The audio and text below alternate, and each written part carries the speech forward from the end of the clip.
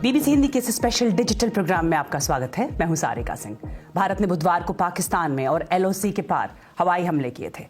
भारत ने कहा था कि उसने 9 जगहों पर आतंकी ठिकानों को निशाना बनाया है। वहीं पाकिस्तान ने अपनी जमीन पर आतंकी कैंप होने के दावों को खारिज किया है। भारत ने ये कदम बीते महीने जम्मू कश्मीर के पहलगाम में हुए हमले में 26 लोगों की मौत के बाद उठाया है। इससे पहले कि कार्यक्रम में आगे बढ़ें, जान लेते हैं कि अब तक क्या क्या हुआ है। भारत ने कहा है कि उसने पाकिस्तान और एलओसी पर 9 जगहों पर उसके पार हमले किए हैं। वहीं पाकिस्तान ने बाद में कहा कि 6 जगहों पर हमला हुआ है। पाकिस्तान ने 5 भारतीय जेट और 1 ड्रोन गिराने का दावा किया। भारत ने इस दावे की पुष्टि नहीं की है। पाकिस्तान ने कहा है कि भारत की कार्रवाई में 31 लोग मारे गए और 57 घायल हुए। वहीं भारतीय सेना ने कहा है कि एलओसी पर पाकिस्तानी गोलीबारी में 15 नागरिकों की मौत हुई है। दुनिया भर के नेताओं ने भारत और पाकिस्तान से संयम बरतने की अपील की है इस बीच।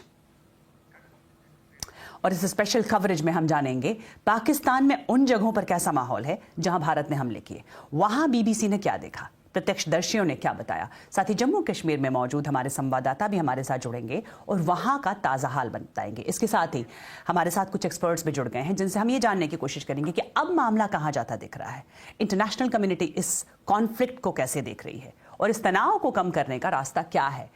पहले जब कभी इस तरह के हालात बने तब क्या किया गया था जिससे तनाव कम हुआ था। तो सबसे पहले हम बात करते हैं, हमारे साथ भारतीय सेना में अहम पदों पर लंबे समय तक सेवाएं दे चुके लेफ्टिनेंट जनरल सतीश दुआ जी हमारे साथ हैं। सतीश दुआ जी, लगातार बैठकों का दौर चल रहा है, बाहर देशों से भी प्रतिक्रियाएं आ रही हैं, यूएन की प्रतिक्रिया आ रही है। जवाब दे दिया भारत ने। पाकिस्तान में भी शहबाज शरीफ ने कहा है कि हमने उनके 5 विमान मार गिराए हैं, ऐसा उनका दावा है, तो उनका भी जवाब हो गया है। अब आगे क्या लग रहा है? देखिए, भारत ने जो ये किया है, स्ट्राइक्स किए हैं, वो पहलगाम में जो टूरिस्ट को मारा था, खास तौर पे रिलीजन के बेसिस पे चुन के और मेल फीमेल को अलग करके उस हिसाब से जो उन्होंने जो दहशत जो वैश्विक काम को अंजाम दिया है, उसके एवज में किया था। और ये अनाउंस किया गया था कि बहुत सारे स्टेप हैं, Indus water treaty, diplomatic steps, कुछ पॉलिटिकल डिसीजंस, इकोनॉमिक स्टेप्स और मिलिट्री स्ट्राइक बाद में आएगी, ये ऐसा प्राइम मिनिस्टर ने ऐलान किया था। तो अब कल ये स्ट्राइक्स हो गई हैं और ये नॉन एस्केलेटरी नेचर है। मैं नॉन एस्केलेटरी इसलिए कहता हूं क्योंकि सिर्फ टेररिस्ट ठिकानों को निशाना बनाया गया, उनके हेडक्वार्टर्स को, उनके ट्रेनिंग कैंप्स को, टेररिस्ट हब्स को निशाना बनाया गया और कोई सिविलियन कैजुअलिटी नहीं हुई और किसी मिलिट्री इंस्टॉलेशन पे अटैक नहीं किया। अब इसके अलावा पाकिस्तान के क्या दावे हैं वो मैं नहीं जानता, लेकिन पाकिस्तान की तरफ से जो स्टेटमेंट आई है कि हमने, उन्होंने कहा, कहीं मैंने सुना है किसी एक ब्रिगेड हेडक्वार्टर पे हमने अटैक किया है, मिलिट्री इंस्टॉलेशन पे अटैक किया, वो मैं उस पर टिप्पणी नहीं करूंगा, I don't want to comment, उस पर कमेंट नहीं करना चाहता। लेकिन हमारी तरफ से ये नॉन एस्केलेटरी है। अब ओनस इज ऑन पाकिस्तान।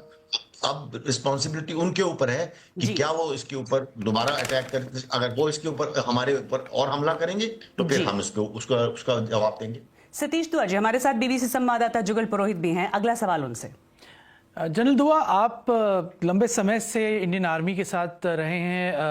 जहां तक मेरी जानकारी है, आपने 2016 के सर्जिकल स्ट्राइक्स में की प्लानिंग में भी एक अहम भूमिका निभाई थी। मैं आपसे ये समझना चाहता हूं कि इस समय हमने देखा कि जब भारत ने कल ऑपरेशन सिंदूर को लेकर ब्रीफिंग की थी और उसके बाद पाकिस्तान की तरफ से कई दावे आए।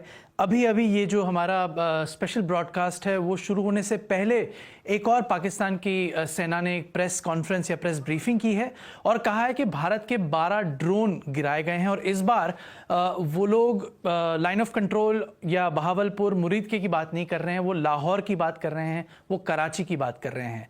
तो इस सिचुएशन में भारत की तरफ से फिलहाल कोई प्रतिक्रिया नहीं आई है, ना हाँ कहा है ना कहा है।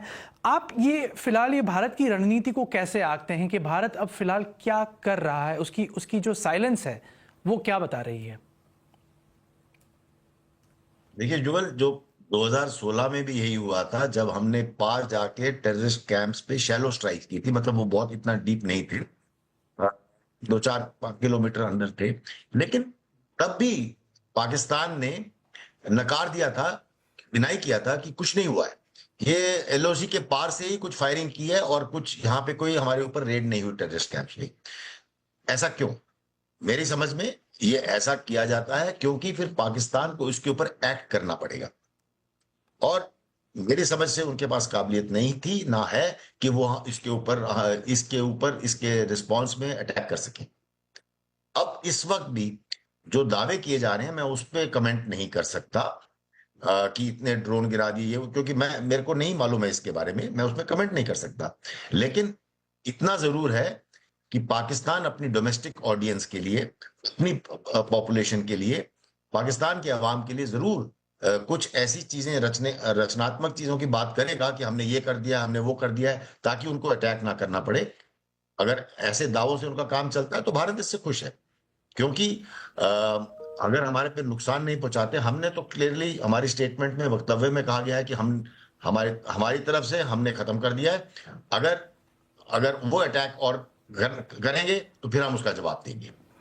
इसे कई लोग ऐसे भी देखते हैं जनरल दुआ कि पाकिस्तान अगर बार बार ये कह रहा है कि हमले हुए हैं, आज भी उनका ये कहना है कि फिर से भारत ने उनकी एयर स्पेस को वायलेट किया है, और ये 12 ड्रोन्स की जो मैंने बात की, उसके अलावा कल रात को शहबाज शरीफ ने, पाकिस्तान प्रधानमंत्री ने पार्लियामेंट में भी बात की और एड्रेस टू द नेशन भी किया। तो कई लोग इसको ऐसे भी आंकते हैं कि पाकिस्तान शायद ये सारा कुछ कर रहा है क्योंकि वो उसके बाद उसकी जवाबी कार्रवाई होगी, कहीं ना कहीं वो एक ग्राउंड बना रहा है, ऐसा भी कई एक्सपर्ट्स मानते हैं। तो आप इसे कैसे देखते हैं?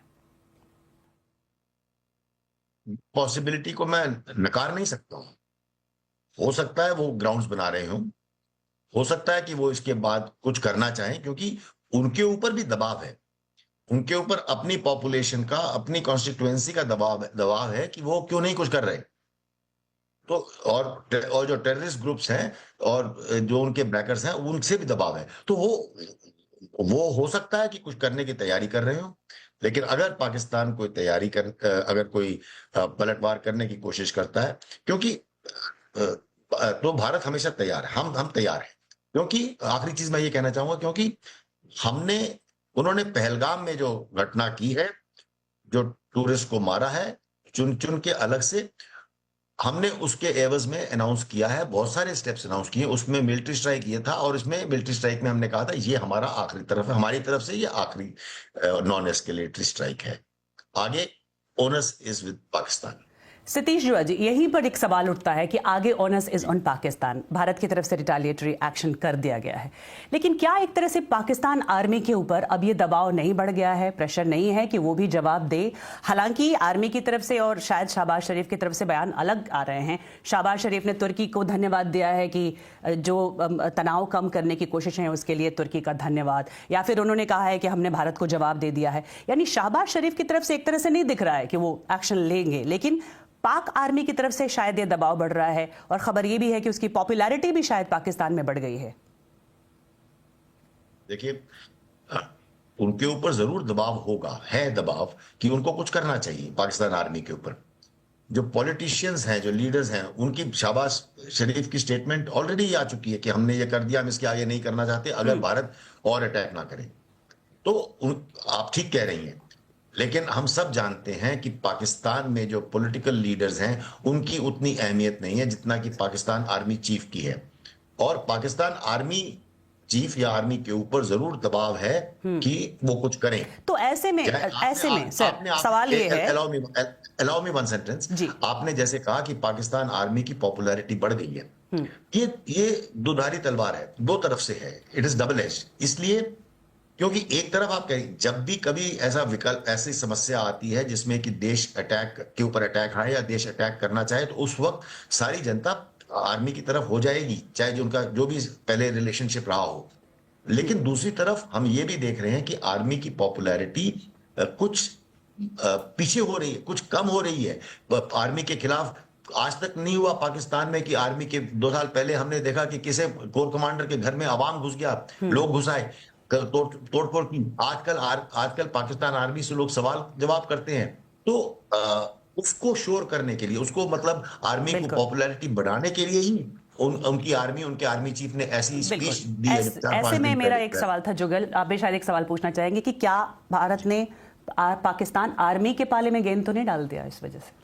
देखिए, जैसे ही भारत ने अपनी कार्रवाई को अंजाम देकर फिर उसको अनाउंस किया तो ऑटोमेटिकली जो है ना वो बॉल पाकिस्तान आर्मी के कोर्ट में चली ही गई। सारिका, मैं एक सवाल बस जनरल दुआ से पूछना चाहूँगा कि जनरल दुआ, ये अभी फिलहाल फोकस ऑफ कोर्स इस पर है कि पाकिस्तान क्या कह रहा है और जो दोनों देशों के नेता हैं वो क्या बात कर रहे हैं, लेकिन एक और थिएटर है जिसको हमें ध्यान में रखना बहुत ज़रूरी है, वो है पुंछ का एरिया, जो लाइन ऑफ कंट्रोल के आसपास के पूरे इलाके हैं जहां शेलिंग हुई है, काफ़ी कल से शुरू है और हमें पता है कि कई लोगों की वहां जाने गई हैं। तो मैं आपसे ये पूछना चाहूँगा, क्योंकि आपने कश्मीर श्रीनगर में भी भारतीय सेना की 15 कोर जो वहाँ स्थित है उसकी कमान भी आपने संभाली है, तो आपसे ये समझना चाहूँगा कि जब इतना बड़ा एक्शन, ये ऑपरेशन सिंदूर किया जा रहा था, तो क्या ये भारत की प्लानिंग में कहीं ना कहीं कोई कमी रह गई कि ये एंटिसिपेट नहीं कर पाए कि इतने भारतीय नागरिकों की जान पर खतरा हो सकता है? क्या उन्हें पहले इवैक्यूएट करने की कोई योजना बनानी चाहिए थी? ये जो आप कह रहे हैं ना, ये मुमकिन नहीं है। मैं न सिर्फ कोर कमांडर 15 कोर कश्मीर का रहा हूं, मैं पुंछ में मैंने अपनी बटालियन कमांड की है, पुंछ में मैंने ब्रिगेड भी कमांड की है बाद में। मैं उस इलाके को अच्छी तरह जानता हूं। लेकिन आपके प्रश्न का सवाल जो है जुगल, वो ये है कि हम पूरी 780 किलोमीटर लगभग की जो लंबाई की एलओसी है, पूरी एलओसी पर दोनों तरफ, न सिर्फ भारत की तरफ बल्कि पाकिस्तान की तरफ भी जो लोग हैं वो बिल्कुल एलओसी तक रहते हैं, उनके खेत हैं, उनके घर हैं वहां पर। तो हम एलओसी को इवैक्यूएट नहीं कर पाते इस मेजर में कि पूरा एलओसी को इवैक्यूएट कर दिया जाए। तो एलओसी के ऊपर जरूर पाकिस्तान ने जब ऐसी फायरिंग करने की कोशिश की है, क्योंकि पाकिस्तान अब रिस्पांस में वो कहां, उनके टारगेट क्या होंगे? हमारे कोई टेररिस्ट कैंप तो है नहीं जिनको वो स्ट्राइक कर दें, तो वो जाहिर है या तो मिलिट्री टारगेट्स पे करेंगे और या फिर फ्रस्ट्रेशन में आके वो सिविलियन टारगेट्स पे कर रहे हैं कि वो सॉफ्ट टारगेट्स हैं। और हमारे जहां जितनी जाने गई हैं सिविलियन की वो एलओसी पर, हम भी वैसा ही बर्ताव कर सकते हैं, भारत भी कर सकता है। मैं एलओसी पे हर रैंक में रहा हूं, लेकिन भारत वो नहीं करना चाहता है। पाकिस्तान के अवाम से हमारी कोई दुश्मनी नहीं है। बहुत शुक्रिया आपका हमसे बातचीत करने के लिए। और दोनों देशों के बीच तनाव का असर सीमा से लगे गांवों में नजर आ रहा है। पाकिस्तान की सीमा से लगे भारत के इस गांव में लोग अपना घर छोड़कर जा रहे हैं। जम्मू कश्मीर के इस गांव में मौजूद है बीबीसी संवाददाता दिव्या आर्य। देखिए उनकी ये रिपोर्ट।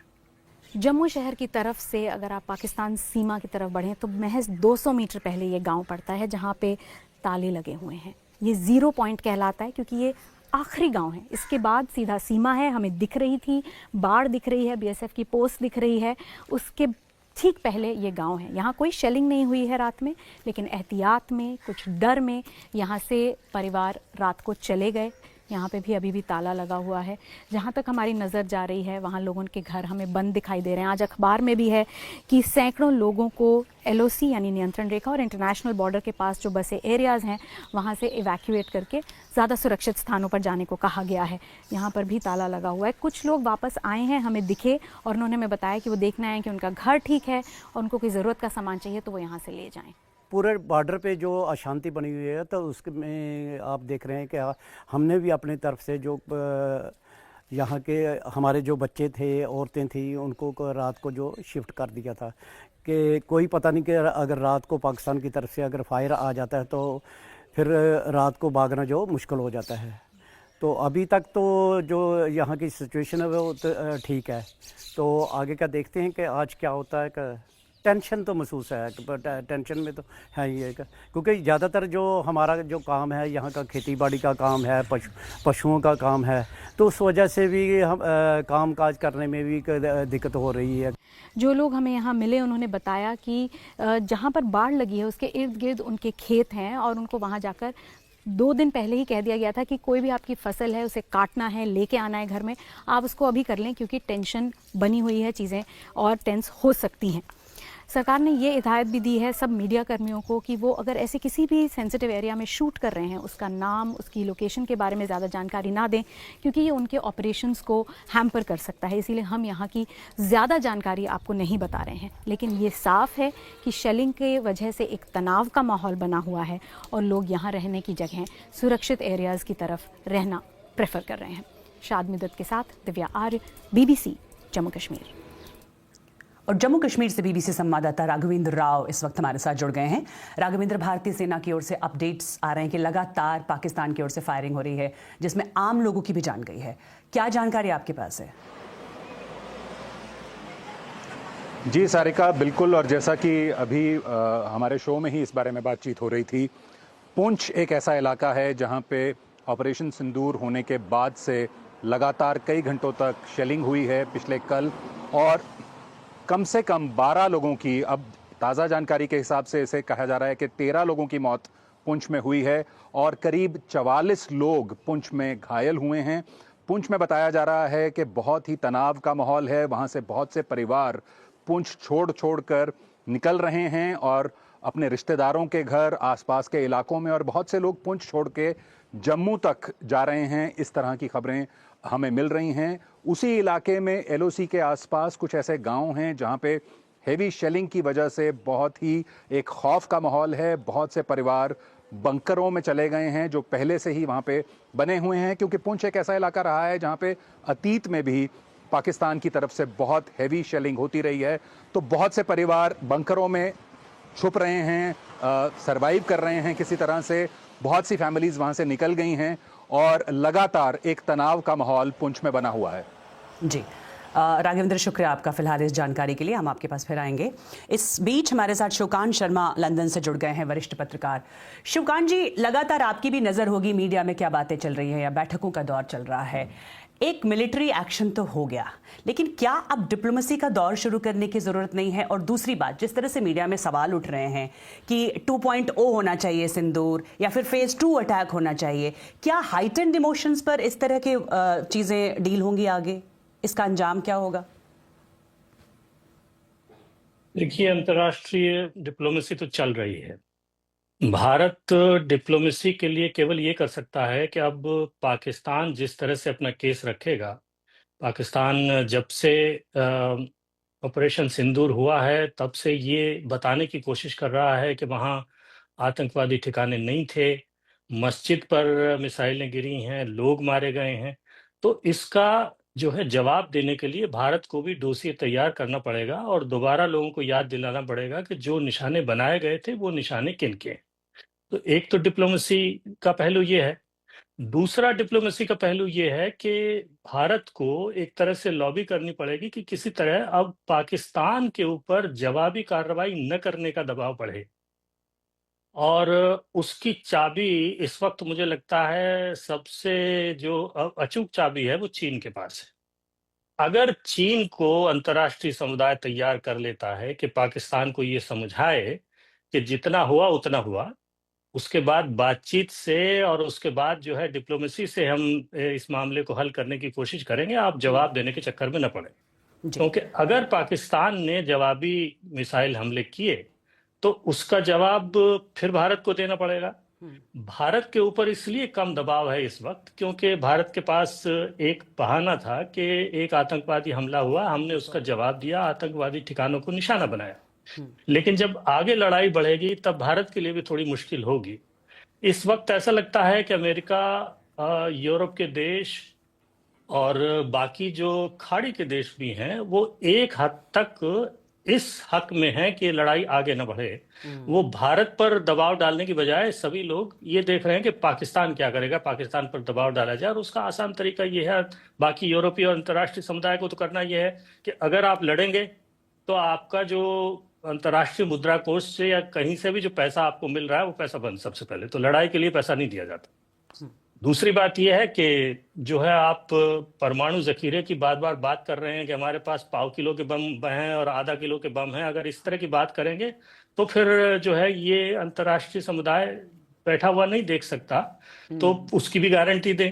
तो इस तरह के 2-3 दबाव पाकिस्तान पर डाले जा सकते हैं। लेकिन भारत पर इस वक्त दबाव ये है कि इस लड़ाई को इससे आगे न बढ़ाया जाए। इसका मतलब जैसे LOC पर अभी आप बात कर रहे थे कि लगातार गोलीबारी हो रही है, बमबारी हो रही है।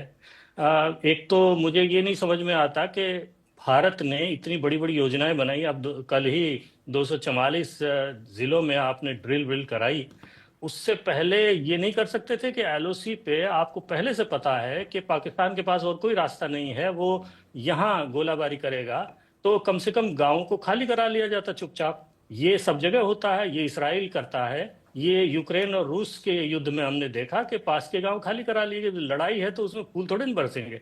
तो इसलिए इस तरह के प्रबंध जो है वो भारतीय सेना को या भारतीय सरकार को पहले से करके रखने होंगे कि 2-3 किलोमीटर या 10 किलोमीटर जहां तक मार है इस तरह के गोलों की, उस मार की जद से लोगों को तत्काल जो है वो दूर भेजा जाए ताकि लोगों की मौत ना हो। जी, शिवकांत जी आपके पास वापस आएंगे, लेकिन फिलहाल बीबीसी की टीम जम्मू कश्मीर के उरी के सलामाबाद गांव में पहुंची। बीबीसी संवाददाता आमिर पीरजादा जब वहां पहुंचे तो उन्होंने क्या देखा वो देखते हैं। We have finally managed to reach the small village of Salamabad. हम आखिरकार सलामाबाद के एक छोटे से गांव में पहुंच गए हैं। पूरा गांव खाली हो चुका है, कहीं भी लोग नजर नहीं आ रहे। इन दोनों घरों में अभी भी आग लगी हुई है। हमें नहीं मालूम कि यहाँ क्या हुआ। हमने कुछ स्थानीय लोगों से कॉल करके पूछा जो फिलहाल अलग अलग शेल्टर्स में शरण लिए हुए हैं। उन्होंने हमें बताया कि सुबह भारत के पाकिस्तान में हमले किए जाने के ऐलान के बाद पाकिस्तान ने सीमा पार से गोलाबारी शुरू की। कुछ बम के गोले इन घरों पर गिर गए। हमें बताया गया कि कुछ नागरिक जो यहाँ घायल हुए हैं उन्हें अलग अलग अस्पतालों में भर्ती कराया गया है। यहाँ कोई नहीं है जो हमें बता पाए कि बीती रात से अब तक यहाँ क्या कुछ हुआ जब यहाँ सीमा पार से भीषण गोलाबारी की जा रही थी।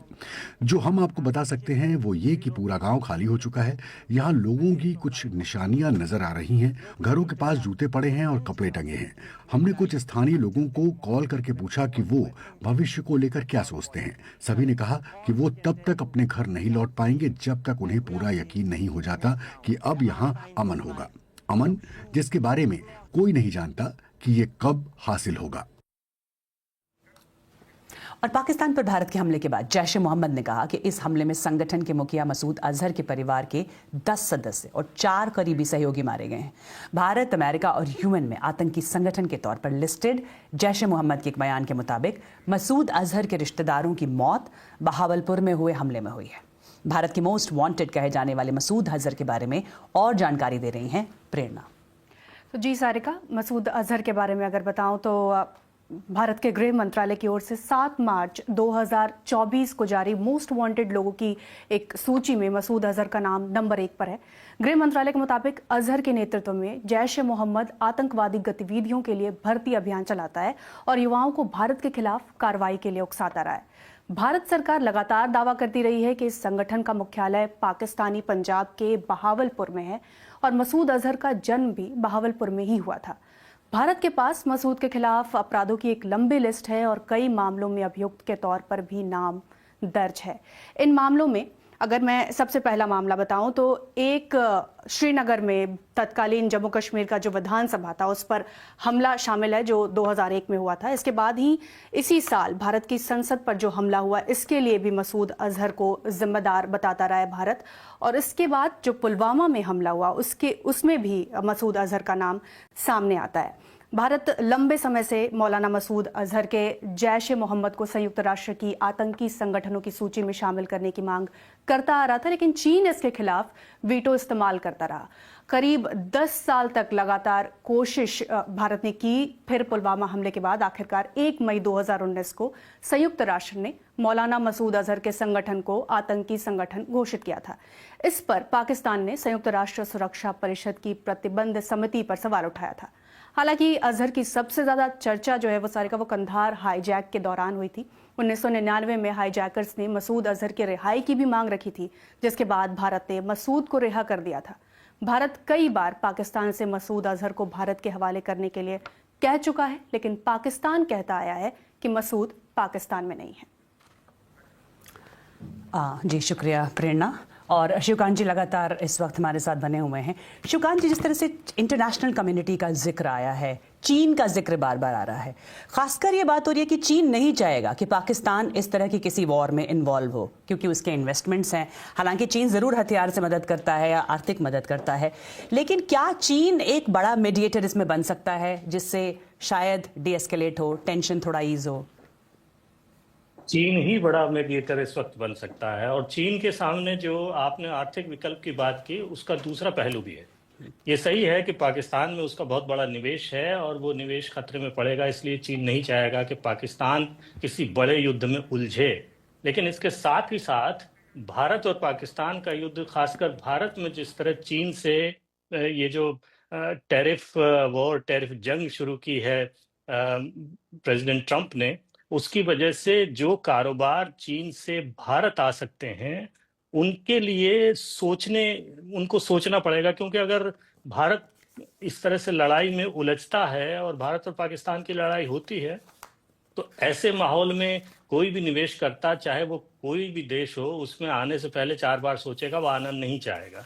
तो चीन को ये सूट करता है कि तनाव बना रहे, जिससे भारत में जो निवेश आने वाला है, जो चीन से भाग करके, या भारत जिसे कहते हैं ना सप्लाई चेन श्रृंखला का बहुत बड़ा हिस्सा, अहम हिस्सा बनना चाहता है, उसमें किसी तरह का व्यवधान पड़े। तो चीन की नजर एक तरफ तो उस तरफ वहां है, और दूसरी तरफ चीन की नजर अपने निवेश पाकिस्तान पे। तो चीन भी एक दुविधा की स्थिति में है, इसलिए जिस तरह के भी बयान आ रहे हैं वो न इधर का न उधर का, वो सीधे सीधे खुल के पाकिस्तान का समर्थन भी नहीं कर रहा है, सीधे सीधे खुल के पाकिस्तान में वो आतंकवाद की बहुत ही सामान्य शब्दों में निंदा करता है, लेकिन पाकिस्तान प्रायोजित उसको कर रहा है, इसकी बात वो न कभी मानता है न कभी उस तरह से उसकी निंदा करता है। बल्कि मुझे लगता है कि अंतर्राष्ट्रीय समुदाय भी इससे थोड़ा सा बचता है। तो ये एक बहुत बड़ी समस्या है। अगर चीन को किसी तरह मना लिया जाए, जिस तरह का व्यापारिक माहौल इस वक्त चल रहा है, और अमेरिका ऐसा कर सकता है, ट्रंप साहब ऐसा कर सकते हैं कि फिलहाल आप इस लड़ाई पर अंकुश लगाने के लिए पाकिस्तान को मना लें, तो फिर पाकिस्तान के पास और कोई चारा नहीं बचेगा। ट्रंप की भूमिका पर भी आपसे बात करेंगे, लेकिन फिलहाल जुगल आपसे एक सवाल लेना चाहते हैं। मैं इनफैक्ट ट्रंप की भूमिका पर ही एक सवाल पूछना चाहता हूं, लेकिन हम उस पर आए उससे पहले सारिका, आज हमारे जो दर्शक हैं उनको बता दें कि आज सुबह से दरअसल भारत का विदेश मंत्रालय और भारत के विदेश मंत्री क्या कर रहे हैं।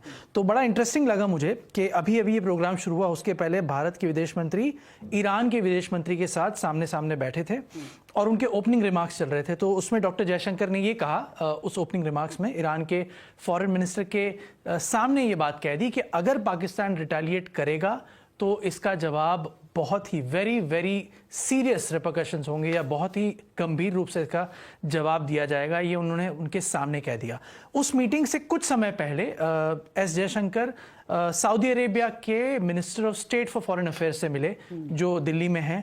तो बड़ा इंटरेस्टिंग है ये, क्योंकि इन दोनों देशों से जब ये ऑपरेशन सिंदूर को घोषित किया गया, उसके पहले भी ये दोनों देशों से पाकिस्तान और भारत की बातचीत चलती रही है। ईरान ने ऑफिशियली इसको कहा था पब्लिक में कि वो चाहेगा कि दोनों के बीच में वो आकर एक तरह से झगड़े को सुलझाए। तो इन दोनों से आज मुलाकात हुई, ये बहुत ज़रूरी है।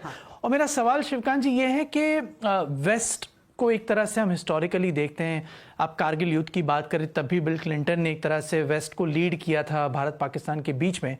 अभी डोनाल्ड ट्रंप की प्रेसिडेंसी में आप वेस्ट के रोल को कैसे देखते हैं, कितना इफेक्टिव देखते हैं? क्योंकि ट्रंप का जो कल का बयान है उस पर कई लोग कह रहे हैं कि वो एक दिखाता है कि शायद उनका इंटरेस्ट इतना नहीं है, या उनका उतना बैंडविड्थ नहीं है, क्योंकि वो अपने ही कई इश्यूज में फंसे हुए हैं, लोग ऐसा कह रहे हैं। तो वेस्ट का आप कितनी अहम भूमिका देखते हैं इसमें?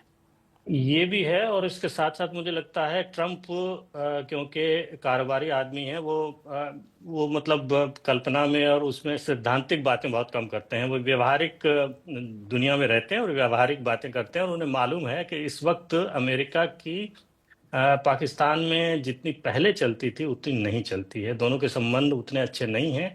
तो अगर पाकिस्तान के हित में वो नहीं है और पाकिस्तान को अमेरिका कुछ कहने की भी कोशिश करेगा, तो ये जरूरी नहीं कि पाकिस्तान उसे माने। तो इसलिए ट्रंप ऐसा काम नहीं करेंगे कि वो कुछ कहें, सार्वजनिक रूप से कहें या निजी तौर पे कहें और उनकी बात अनसुनी कर दी जाए या न मानी जाए, फिर उसके बाद जो है वो एक गांठ बन जाती है और फिर उनको उसका कोई न कोई एक्शन लेना पड़ेगा। तो एक तो ये बात है, और दूसरी बात ये है, सीधी सीधी है, कि ट्रंप का आतंकवाद और आतंकवाद को जो पनाह देते हैं उनके लिए एक सीधा मौकिफ है।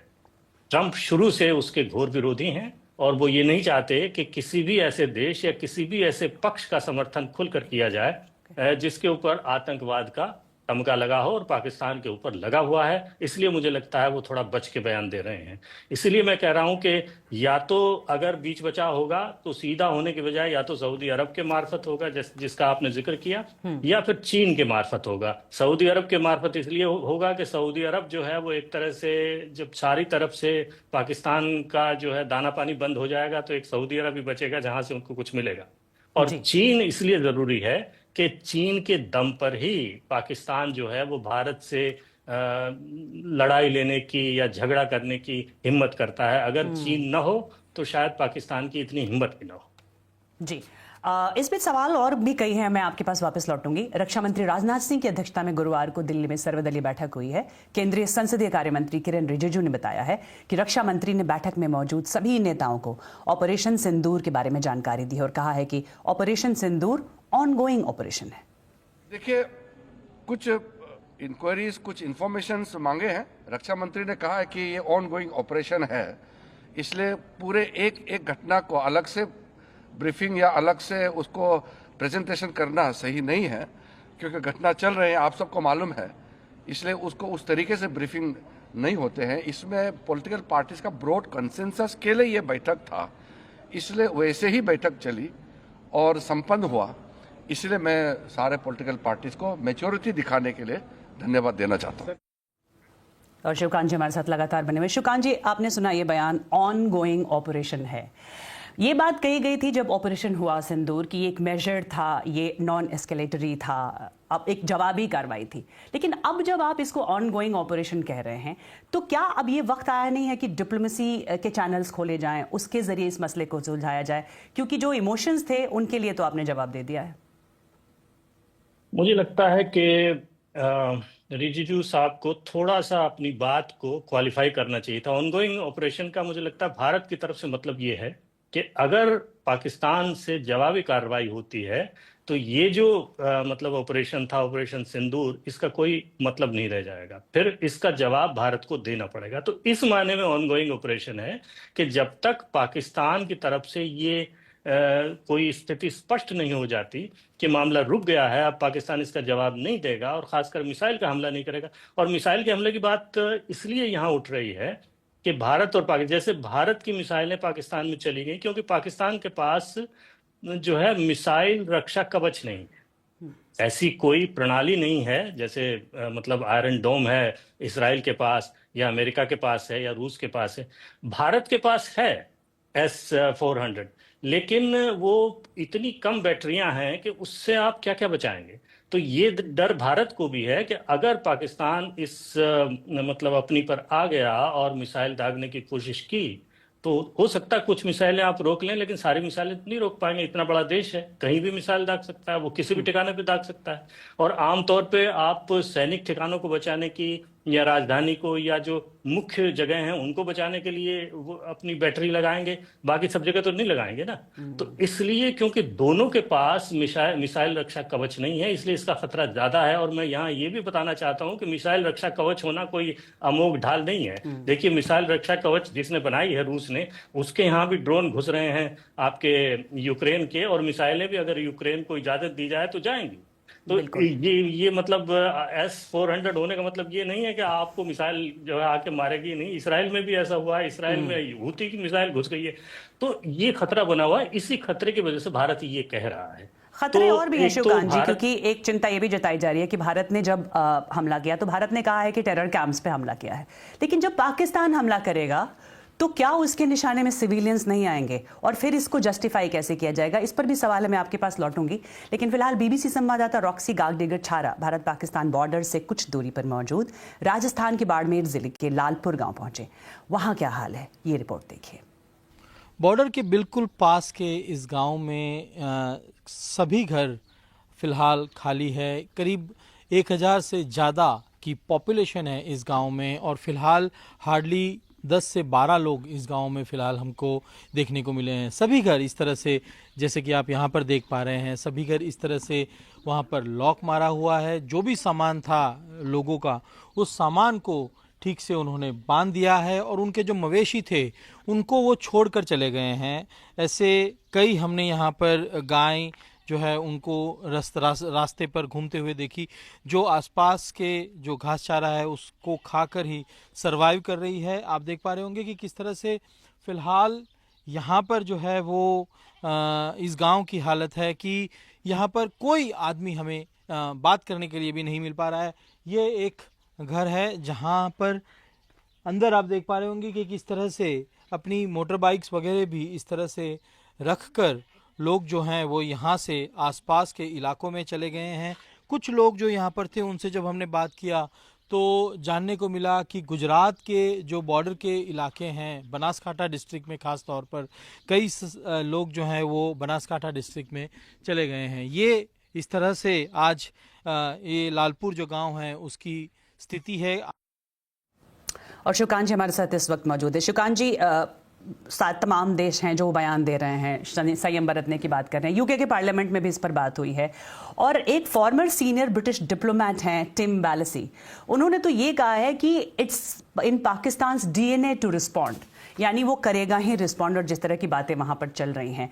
लेकिन तब ये जस्टिफाई करना पाकिस्तान के लिए मुश्किल होगा क्योंकि इंडिया में कोई टेरर कैंप्स नहीं है।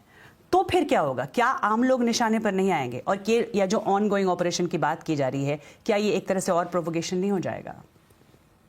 नहीं, बिल्कुल होगा। और जैसे पाकिस्तान का पुराना इतिहास रहा है, झूठे डोसिए बनाए जाएंगे। वो बलूचिस्तान में जो भी होता है या पाकिस्तान में कहीं भी कुछ भी होता है जो पाकिस्तान किसी भी तरह से उसको जस्टिफाई नहीं कर पाता, या सेना अपनी नाकामी को छिपाने के लिए सीधा सीधा भारत का नाम लेती है, तो हो सकता है कहीं भी वो हमला कर दे और उसके बाद कहें कि साहब यहाँ तो टेरर कैंप थे, हम ये आपको इस सबूत दिखाते हैं।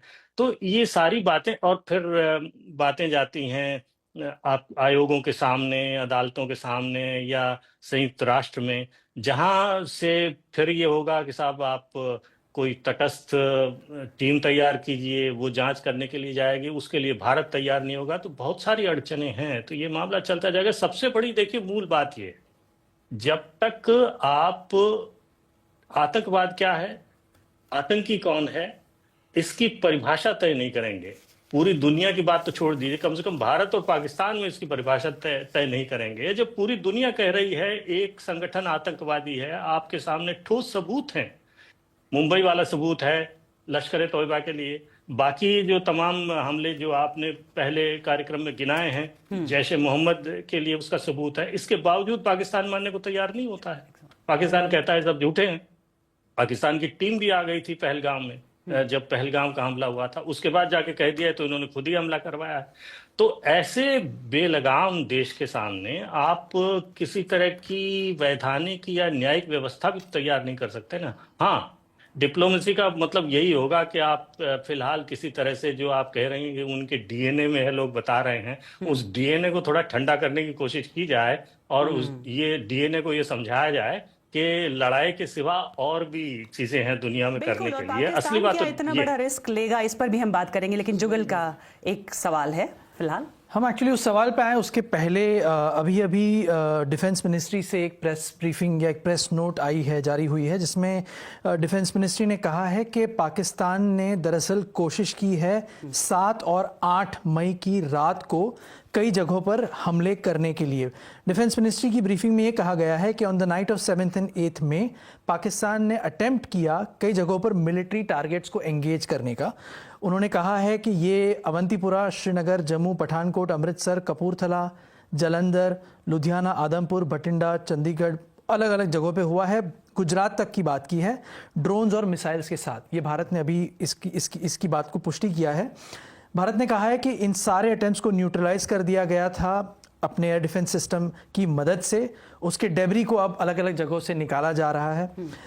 दूसरी बात भारत ने ये कही है कि पाकिस्तान के कई एयर डिफेंस रडार्स को भारत ने टारगेट किया है कई नंबर ऑफ लोकेशंस पर, और इंडिया ने फिर से इसको रीइटरेट किया है कि ये वही बेसिकली डोमेन में है, जितनी इंटेंसिटी पाकिस्तान ने दिखाई थी उतनी ही हमने दिखाई है। उन्होंने ये भी कहा है कि लाहौर में एक एयर डिफेंस सिस्टम न्यूट्रलाइज हो गया है। ये of course line of control की भी बात की है इन लोगों ने। हमें देखना होगा कि पाकिस्तान की तरफ से क्या जवाब आता है, लेकिन ये ज़रूर बता दें, जिसका जिक्र हमने पहले भी किया है, कि हमने इस शो को शुरू किया उसके थोड़े पहले पाकिस्तान की मिलिट्री ने एक प्रेस कॉन्फ्रेंस की थी, जिसमें पाकिस्तान की मिलिट्री ने 12 भारत के ड्रोन्स को गिरा देने की बात की थी और लाहौर, कराची, अलग अलग इलाकों की टारगेटिंग की बात की थी। अब भारत का ये जवाब आया है। हमने देखना होगा कि पाकिस्तान क्या कहता है, whether they agree with this और नॉट। लेकिन ये डेफिनेटली दिखा रहा है कि जो ये समझा जा रहा था कि भारत की तरफ से ऑपरेशन सिंदूर हुआ, फिर पाकिस्तान ने क्लेम किया कुछ, लेकिन ये बात ख़त्म नहीं हुई है। और शायद जो किरण रिजिजू कह रहे थे कि ऑन गोइंग ऑपरेशन है, तो इसकी ऑन गोइंग का हमें इसका एक और अंश अभी नज़र आ रहा है। बिल्कुल। वहीं सीमा से सटे पंजाब के अमृतसर में तड़के सुबह लोगों ने बताया कि उन्होंने ब्लास्ट की आवाज़ें सुनी थी। अमृतसर से इस बारे में जानकारी दे रहे हैं बीबीसी के सहायक पत्रकार रविंद्र सिंह रॉबिन। भारत और पाकिस्तान के दरमियान चल रहे तनाव के दौरान अमृतसर वासियों ने 7 और 8 तारीख की रात को, यानी कि 8 तारीख सुबह 1 बजे से 1:30 बजे के दरमियान धमाकों की आवाज़ें सुनी। उन धमाकों के बाद कोई थोड़ी देर बाद ही ब्लैकआउट कर दिया गया। हमने कुछ लोगों से बात की जिन्होंने बताया कि उन्होंने रात के समय में जब ये आवाज़ें सुनी तो उन्हें क्या लगा। 1:30-2 बजे का टाइम, रात के करीब 1:30 या 2 बज रहे होंगे जब मैंने धमाकों की आवाज सुनी। हम डरे हुए थे, पहले से ही ब्लैकआउट था, हर तरफ अंधेरा था। सारा कुछ हनेरा छाया पिया सी। ये अपने बच्चे ले सुते हुए सी। हम अपने बच्चों के साथ सो रहे थे जब हमें अचानक धमाके की आवाज सुनाई दी। पहले हमें लगा कि ये आवाज शादी के फंक्शन से आई होगी, पर फिर 2 और तेज आवाजें आईं। अमृतसर के पास लगभग 14-15 किलोमीटर की दूरी पर जेठूवाल गांव है, पंदेर गांव है। वहां पे कुछ रॉकेट या रॉकेट नुमा जो एक ऑब्जेक्ट्स थे वो देखने को मिले। हम उन गांव में भी गए जहाँ पे गांव वालों ने बताया कि उन्होंने भी धमाकों की आवाज़ों के बाद ये ऑब्जेक्ट्स अपने खेतों में देखे हैं। हालांकि बीबीसी इस बात की पुष्टि नहीं करता है कि ये धमाके और वो जो मिसाइल के टुकड़े या रॉकेट नुमा ऑब्जेक्ट के टुकड़े मिले हैं उसका कोई रिलेशन है। डिप्टी कमिश्नर अमृतसर ने एक नोटिफिकेशन जारी करते हुए लोगों से अपील की है कि वो पैनिक ना हो। तो दोनों देशों की तरफ से अपनी अपनी तरह की लड़ाई की तैयारी दिख रही है। तनाव कम करने की तो तैयारी फिलहाल दोनों देशों की तरफ से नहीं दिख रही है। जुगल, ऐसे में पाकिस्तान में जिस तरह से आईएसआई चीफ को आनन फानन में एनएसए बना दिया गया, या जिस तरह की बयानबाजियां आ रही हैं, वैसे में क्या लग रहा है, अब पाकिस्तान पर प्रेशर बढ़ रहा है, कोई एक्शन देखने को मिलेगा, या फिर वो एक लिमिटेड एक्शन होगा और बात यहीं खत्म हो जाएगी? देखिए सारिका, अभी जिसका हमने जिक्र किया उससे तो ये बात साफ हो जाती है कि चाहे जिसकी बात में सच्चाई हो, ये तो हम कह नहीं सकते, दोनों के दावे हैं, लेकिन ये बात ज़रूर है कि दोनों तरफ से रिस्पॉन्सेज आ रहे हैं और ये ऑनगोइंग ऑपरेशन है। तो ये किस दिशा में जाएगा ये कहना बहुत मुश्किल है। आपने जिसकी बात की, आईएसआई चीफ को एनएसए की पोजीशन भी दे दी है, तो ये ऑफकोर्स एक बहुत ही अद्भुत चीज़ हुई है कि एक सर्विंग आईएसआई चीफ अब एनएसए भी होंगे। वो पहले आईएसआई चीफ रह चुके हैं, one of the very few army chiefs. तो फिर ये तनाव किस दिशा में जा रहा है ये अंदाजा बहुत मुश्किल। लगाना। लेकिन मैं बस अंत में कह दूं कि एक जो बहुत ज़रूरी इसमें एक स्टेटमेंट था जो शायद ये पूरे खबरों के एवलांच में दब गया हो, वो ये है कि कल शाम को पाकिस्तान के डेप्यूटी प्राइम मिनिस्टर इशाक दर ने एक इंटरेक्शन में इस बात का जिक्र किया था। जब उनसे पूछा गया था तो उन्होंने कहा था कि दोनों देशों के एनएसए, यानी भारत के एनएसए और पाकिस्तान के एनएसए के बीच बातचीत हुई है। भारत ने इस पे कोई रिएक्शन नहीं दिया है, न इसकी बात की है, लेकिन पाकिस्तान की तरफ से इस बात का आना भी एक बात का एक संकेत है कि भले ही मिसाइल्स और यूएवीज, ड्रोन्स एक तरफ दूसरी तरफ जा रहे हों, लेकिन बातचीत की एक लाइन फिलहाल चलती नजर आ रही है। और हमने ईरान और सऊदी अरेबिया की तो बात की है। सवाल मैं शिवकांत जी से भी पूछना चाहूंगी कि तमाम इन तनाव का जो सिनेरियो दिख रहा है, इसके बीच अभी भी कुछ जानकार ये उम्मीद जता रहे हैं कि एक बीच का रास्ता निकल सकता है, लेकिन जो बीच का रास्ता निकलना है वो माना जा रहा है कि बाहर पश्चिमी देशों की तरफ से, खासतौर से अमेरिका की तरफ से आ सकता है। लेकिन अमेरिका के एम्बेसडर्स का ना होना भारत और पाकिस्तान के लिए, जैसे कि खबरें हैं, जब वो एक एम्बेसडर होता वो शायद जमीन पर बहुत चीजें कर सकता था। और उससे ये भी पता चलता है कि कितना एसेंशियल है भारत और पाकिस्तान अब अमेरिका की प्रायोरिटी लिस्ट में। तो अब इसमें ऐसे में आप आगे क्या होता हुआ देख रहे हैं? देखिए, ट्रंप की ये शैली नहीं है कि वो अपने राजदूतों की बात पे या राजदूतों में भरोसा रखें, बल्कि आपने देखा होगा इससे पहले जब रूस के साथ, रूस और यूक्रेन की वो शांति कराने की कोशिश कर रहे थे, तो उन्होंने अपने विदेश मंत्री को भी जो है वो एक तरह से किनारे कर दिया था। तो उनका एक कोई विश्वास पात्र होता है, उसको लेकर वो आगे चलते हैं। तो इसकी चिंता तो नहीं है कि राजदूत नहीं है। अगर ट्रंप को कराना होगा और ट्रंप की बात सुनने को पाकिस्तान तैयार होगा, तो ट्रंप अपने किसी एक मंत्री को प्रतिनिधि बना के भेजेंगे और वो सुलह कराएगा। दूसरी बात यह कि पाकिस्तान की स्थिति उतनी साफ नहीं है। पाकिस्तान में कोई एक सत्ता केंद्र नहीं है। पाकिस्तान में आप केवल सरकार से बात करके मुतमईन नहीं हो सकते कि जो बात कह दी गई है, जो समझौता हो गया है, या जिस बात के लिए तैयार हो गया है देश, वो सेना मानेगी कि नहीं मानेगी। इसलिए सेना का प्रतिनिधि होना, आईएसआई का प्रतिनिधि होना और सरकार का प्रतिनिधि होना, इन तीनों का होना बहुत जरूरी है। तो इन तीनों ऐसे से में आपको लगातार कोई बात उम्मीद है करनी कि बीच का शांति का रास्ता निकल सकता है अभी भी? देखिए, शांति का रास्ता तो निकालना पड़ेगा। दुनिया इस बात को, इसकी गंभीरता को समझती है, क्योंकि ये लड़ाई अगर इसी तरह से ऑनगोइंग ऑपरेशन जैसे भारत कह रहा है, वो इसलिए कह रहा है क्योंकि उसे ये डर है कि पाकिस्तान हमला करेगा। पाकिस्तान जो है वो हमला करने के बाद ये पाकिस्तान को भी डर है कि फिर भारत से जवाब होगा, तो फिर तो ये तो लड़ाई रुकने की बात नहीं हुई ना। और ये अगर लड़ाई इसी तरह से चलने दी गई तो फिर कमजोर व्यक्ति, हमेशा जो कमजोर देश होता है, वो अंतिम हथियार की तरफ अपना हाथ बढ़ाता है। इसलिए पाकिस्तान बार बार परमाणु हथियारों की धमकी देता है। यूक्रेन और रूस के युद्ध में भी रूस की तरफ से ये धमकियां आती थी, क्योंकि रूस उस वक्त नाटो और अमेरिका की शक्ति का एक साथ मुकाबला करने की स्थिति में नहीं था। तो वही स्थिति पाकिस्तान की है। तो इसलिए जो है वो अंतर्राष्ट्रीय समुदाय ये समझ रहा है, और मुझे लगता है गंभीरता से इस बात को लिया जाएगा। दबाव दोनों के ऊपर है, चाहे खुलेआम न कहा जा रहा हो, क्योंकि खुलेआम कोई भी आप बयान देंगे तो दूसरा पक्ष उससे नाराज हो जाएगा। तो ये बातें जो है फोन पे होती हैं, अंदर ही अंदर होती है, और ये दबाव बना हुआ है। यानी अंदर चैनल्स की तरफ से ये कोशिशें जारी हैं, और अभी कुछ वक्त में या शायद कुछ दिनों में पता चल जाएगा कि कोशिश कितनी कामयाब हो रही है। बहुत बहुत शुक्रिया आपका हमारे साथ बातचीत के लिए, और जुगल आपका भी बहुत शुक्रिया। और बीबीसी के इस स्पेशल प्रोग्राम में इतना ही। लाइव और डिटेल कवरेज के लिए आइए बीबीसी हिंदी की वेबसाइट, ऐप और सोशल मीडिया के प्लेटफॉर्म्स पर, और देखिए बीबीसी दुनिया रात 10 बजे News 24 पर लाइव, 10:30 बजे बीबीसी हिंदी के YouTube चैनल पर।